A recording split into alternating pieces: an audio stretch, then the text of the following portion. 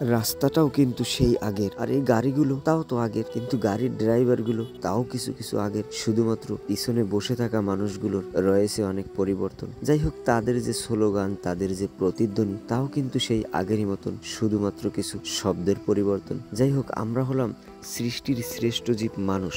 কুল্লু নাফসিন যায়িকাতুল মাউত, অর্থাৎ মৃত্যুর স্বাদ কিন্তু আমাদেরকে গ্রহণ করতে হবে। এই যে হিংসা, প্রতিহিংসা, খুন খারাপি, রাহাজারি, অত্যাচারী, জুলুম, নির্যাতন, এগুলো যে আমরা করতেছি একে অপরের সাথে, এর জন্য কাল কিয়ামতের ময়দানে আল্লাহ তাআলার কাঠগড়ায় আমাদেরকে যে জাররা জাররা পরিমাণ হিসাব দেয়া লাগবে, এটা কি আমাদের মাথায় একটুও নেই? আমাদের কি এই চিন্তা একবারের জন্য মাথায় আসে না? কি জন্য আমরা, কিসের এত বাহাদুরি, কিসের এত ক্ষমতা, কিসের এত অহংকার, কিসের এত অর্থের লোভ? সামান্য একটা চেয়ারের লোভে পড়ে, কিছু ক্ষমতার লোভে পড়ে আমরা কি না করে যাচ্ছি এই পৃথিবীতে। আসলে কি আমরা নির্বোধ হয়ে গেছি? আমাদের একটু অনুশোচনা আসে না? আল্লাহ তাআলা আমাদের সকলকে হেদায়েত দান করুক।